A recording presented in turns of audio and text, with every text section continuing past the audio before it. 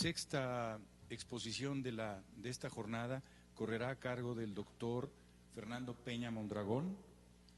El título de su ponencia es Daños en iglesias y conventos coloniales del estado de Morelos debidos al sismo del 19 de septiembre. Adelante, doctor. Gracias, buenos días. Después de los sismos del 19 de septiembre, tuvieron noticias de que hubieron daños importantes en varios templos e iglesias coloniales, fundamentalmente del estado de Morelos, que es el que vamos a platicar, pero obviamente se recibieron reportes de diferentes estados del país. En el norte del estado de Morelos se encuentran diversos monumentos coloniales, sobre todo son bastante importantes porque son del siglo XVI, algunos muy interesantes porque presentan pinturas murales originales, la arquitectura original del lugar, etcétera, y muchos son considerados patrimonios de la humanidad por la UNESCO. Entonces, es una zona bastante importante, incluso desde el punto de vista turístico, eso se conoce como la ruta de los conventos. Entonces, debido a eso, en el instituto, se decidió realizar una serie de visitas a esta ruta de los conventos para ver los daños recibidos.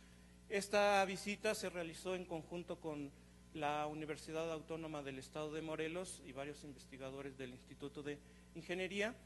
Fundamentalmente se realizaron durante 4 días en diferentes etapas y se visitaron en total 16 conventos de esta ruta de los conventos del Estado de Morelos. Entonces, aquí en el mapa tenemos precisamente las rutas y los diferentes días en los que se realizaron. De forma general, hay una tipología de estas iglesias, son iglesias de una sola nave, en las cuales la mayoría tiene una nave transversal.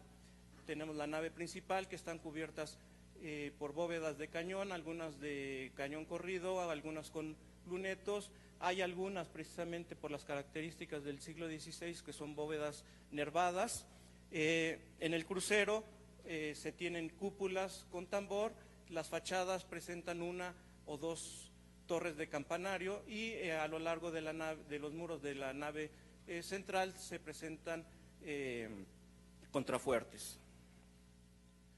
De los daños típicos que se han observado en sismos anteriores, se había visto que los elementos más vulnerables habían sido las torres de campanario y las bóvedas y cúpulas. En general, las torres de campanario presentan este tipo de daño típico, sobre todo principalmente en los pilastros de los cuerpos del campanario. En las fachadas se presentan grietas típicas diagonales por cortante. En algunos casos se presentan grietas horizontales debido al volteo de los adornos o del frontispicio. En las bóvedas se presentan generalmente grietas longitudinales a lo largo de todas las naves, y en las cúpulas se presentan daños en el tambor, también grietas precisamente en los muros del tambor o en las bóvedas. Y en las visitas que se realizaron se observaron daños similares a los que se habían estado observando en otras iglesias debido a los sismos anteriores. Aquí tenemos algunos ejemplos de daños en fachadas y campanarios de diferentes iglesias. Por ejemplo, aquí en la de Huillapan tenemos una grieta aquí diagonal que cruza por la ventana del rosetón y después baja a través de la puerta. Tenemos daños aquí que parece ser de corte en los pilastros de cuerpo del campanario. Jiutepec fue una de las iglesias que se dañaron de forma muy importante.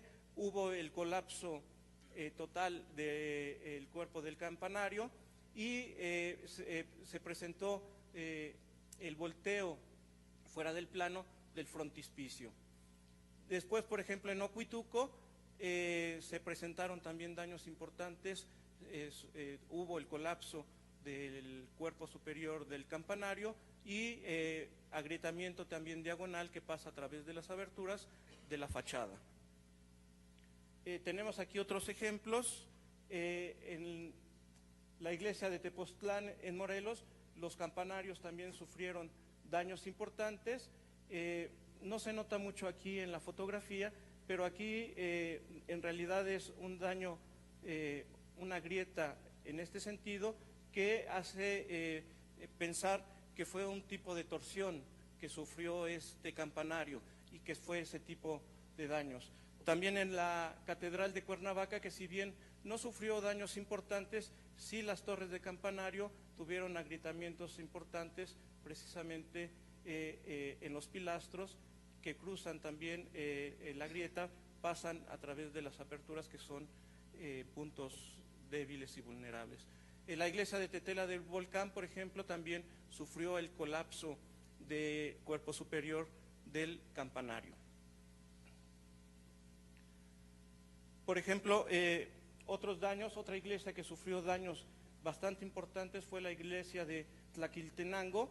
Aquí tenemos unos daños severos, tenemos una grieta prácticamente vertical que cruza todo el muro de la fachada desde la parte superior y cruza a través de las puertas, pero adicionalmente en esta iglesia en particular se observa que el cuerpo de las torres, estas son una serie de ventanas que son para iluminación y ventilación de las escaleras que están dentro del cuerpo de la torre, que permiten el acceso a la parte superior.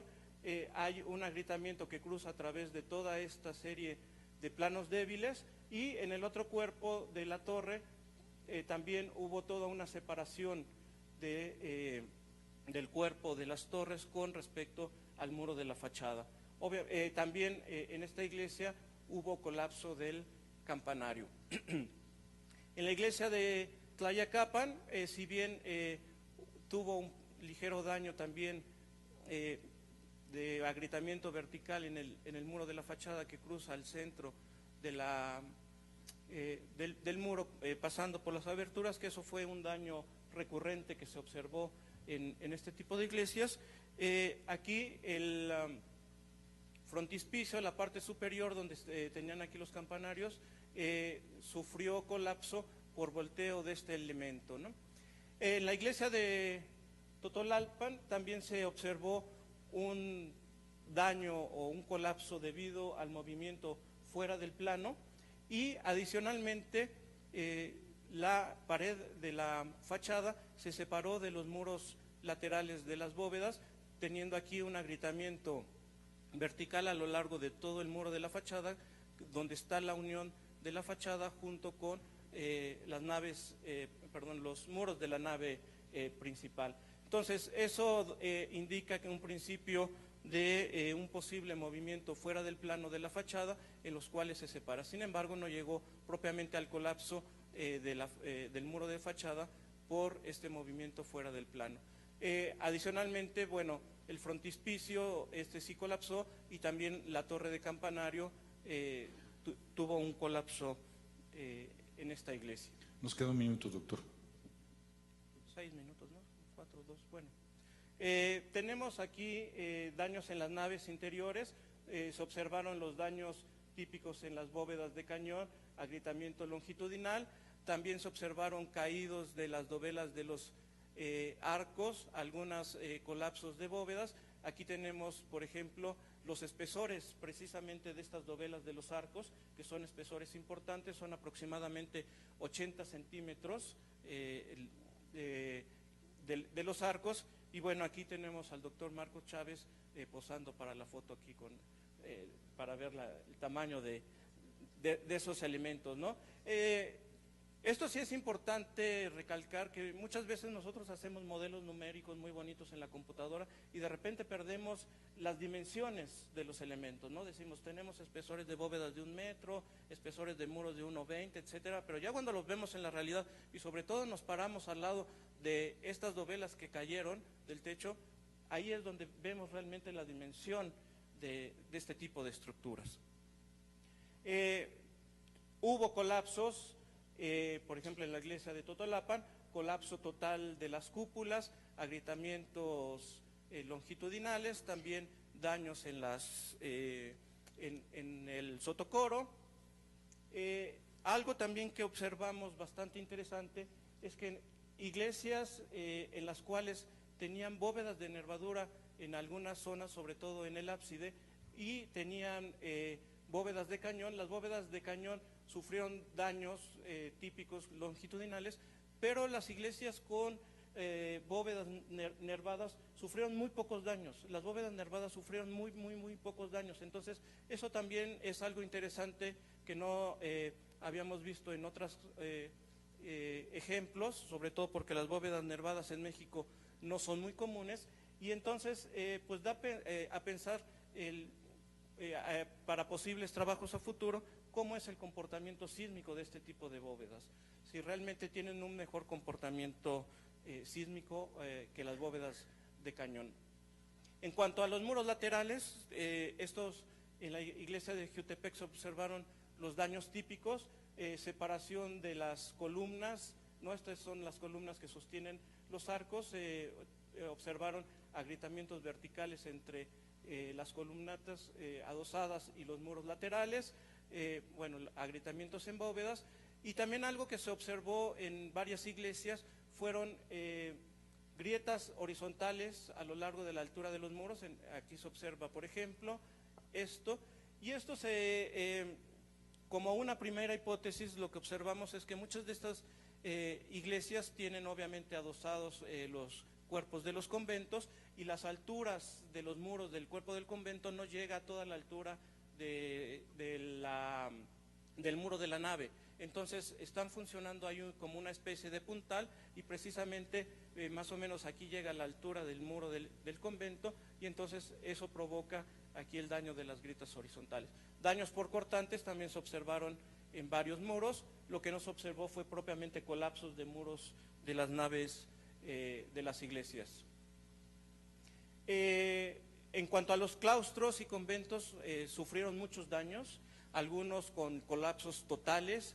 En algunos casos ya tenían algunas intervenciones, por ejemplo, aquí en Jiutepec tenían algunos, se había sustituido la techumbre original por losas de concreto. Tenemos aquí la losa de concreto, y se observaron colapsos totales. Aquí la techumbre de techos de madera también colapsó. En algunos otros casos se observaron, por ejemplo, aquí en Jiutepec, también, bueno, el colapso total de los pisos superiores, y en estos casos, en algunos casos particulares, por ejemplo, aquí en Jiutepec y en algunos otros conventos, lo que se observó es que la mampostería era de muy mala calidad, o sea, se disgregó completamente la mampostería, se hizo prácticamente como polvo, como si fuera de estos polvorones. Se deshicieron, en algunos casos están formadas de piedras de boleo, entonces junto con el mortero no hay una buena cohesión, y con estos movimientos sísmicos pues se deshizo completamente la mampostería. Entonces, para terminar mi presentación, pues como comentarios finales, que también ya se los comenté un poco durante la presentación, un poco no se observaron realmente mecanismos de colapsos nuevos. Ya lo que se ha observado fundamentalmente con los sismos anteriores de 1999 de Oaxaca y Puebla fue una repetición de los mismos mecanismos de colapso. Fundamentalmente los elementos más vulnerables y que continúan siendo los que colapsan son las torres de campanario y las bóvedas, que son fundamentalmente los que colapsaron. En algunos casos también particulares, pues la calidad de la mampostería no era buena, no solamente por cuestión de origen, de cómo se construía la mampostería, sino por degradación a lo largo del tiempo, falta de mantenimiento. Había en algunas iglesias mucha fauna y flora ya dentro de los elementos, muros, que eso ayuda a disgregar la mampostería. Y como cuestiones a futuro que se han ido detectando ahorita de manera preliminar es que las bóvedas nervadas sufrieron daños menores, muy pocos daños en comparación con las bóvedas de cañón, que eso puede ser una línea de investigación. Algo que también tenemos que preocuparnos mucho es sobre la documentación de todos estos casos. No solamente la recopilación de datos, sino también cómo las vamos a guardar para casos futuros. En este momento, por ejemplo, toda la información que se recopiló de los sismos de 1999, muchas de esas ya la hemos perdido, no las tenemos de forma accesible fácilmente, etcétera, y es un tema importante que tenemos que discutir. Entonces, con esto terminaría. Muchas gracias, doctor. ¿Alguna pregunta del auditorio? El doctor Sánchez Esma. Sí.